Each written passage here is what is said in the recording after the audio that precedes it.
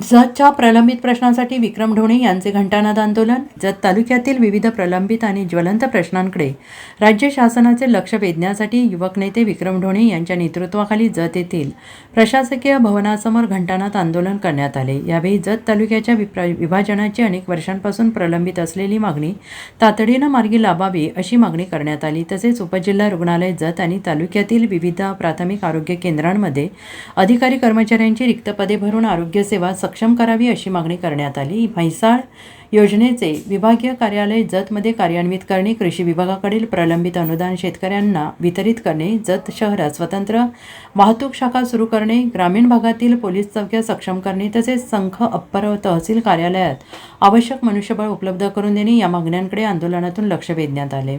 पावसाळी अधिवेशनाच्या पार्श्वभूमीवर तालुक्यातील विविध प्रश्न तातडीनं सोडवावेत, अन्यथा आंदोलन अधिक तीव्र करण्यात येईल असा इशारा विक्रम ढोणे यांनी दिला आहे.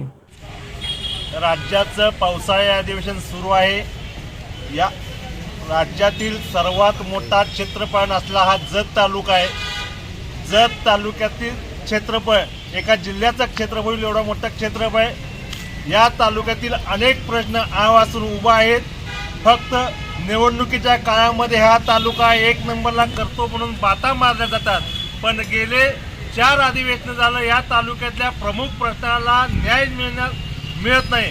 म्हणून आज पावसाळी अधिवेशनाच्या पार्श्वभूमीवरती या तालुक्यातील प्रमुख प्रश्नाकडे लक्ष वेधण्यासाठी प्रशासकीय भवन समोर घंटानाद आंदोलन करत आहे.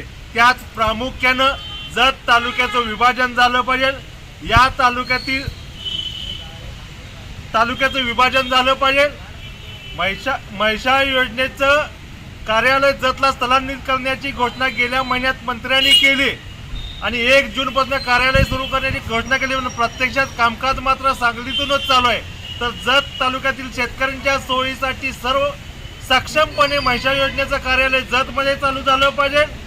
त्याच पद्धतीनं या तालुक्यामध्ये ग्रामीण उपजिल्हा रुग्णालयाची इमारत कोट्यावधी रुपये खर्चून तयार आहे. कुंभारी प्राथमिक आरोग्य केंद्र असेल, मुचंडी प्राथमिक आरोग्य केंद्र असेल, जाटर बबलत प्राथमिक आरोग्य केंद्र असेल, याही इमारती गेले वर्षभर झालं तयार आहेत. कोट्यावधी रुपये खर्च झालेले आहेत, पण पदनिर्मिती अभावी हे तिथलं कामकाज थांबलेलं आहे. तर तातडीनं शासनानं आरोग्य विभागाच्या प्राथमिक आरोग्य केंद्र असेल, उपजिल्हा रुग्णालय असेल याची पदनिर्मिती करून तातडीनं रुग्णालयाची सेवा जनतेसाठी उपलब्ध करावी. या तालुक्यातून 2 राष्ट्रीय महामार्ग जातात. महामार्गाला लागून असलेले सेवा सर्व्हिस रोड चालू करावेत. या तालुक्यात विजेची समस्या मोठ्या प्रमाणात आहे. दुष्काळी तालुका आहे. शेतकऱ्यांना वीज कनेक्शन न देता सौर पंपावरती अवलंबून राहण्यासाठी बंधनकारक केलेलं आहे. तर तसं न करता दुष्काळी तालुक्याची गांभीर्याने विचार करून खास बाब म्हणून दुष्काळी तालुक्यातील शेतकऱ्यांना वीज कनेक्शन द्यावे. यासह अन्य मागण्यांसाठी हे घंटानाद आंदोलन आहे. राज्य शासनानं त्वरित त्याच पद्धतीने प्राथमिक शिक्षकांची जवळजवळ 239 पदं रिक्त आहेत. त्यामुळे इथला प्राथमिक शिक्षणाचं नुकसान होत आहे विद्यार्थ्यांचं. तर तो पाया भक्कम होण्यासाठी 239 पदं तातडीने भरावीत. अशा मागण्यांसाठी हे आंदोलन आहे. राज्य शासनानं तातडीने याची दखल घेऊन योग्य ती कार्यवाही करावी, अन्यथा भविष्यात यापुढे मोठं आंदोलन करण्यात येईल. जत तालुक्यातील विविध प्रलंबित मागण्यांसाठी आज जत तालुक्याचे एक सामाजिक कार्यकर्ते आमचे मित्र विक्रम ढोणे यांनी घंटानाद आंदोलन जे आयोजित केलेलं आहे. सर्वप्रथम मी जत तालुका काँग्रेस पार्टी, त्याचबरोबर आमच्या जत नगरपालिकेतले विरोधी सर्व नगरसेवक आणि आमच्या सर्व जत तालुक्यातील सामाजिक संघटनांच्या वतीनं मी पहिला या घंटानाद आंदोलनाला पाठिंबा देतो.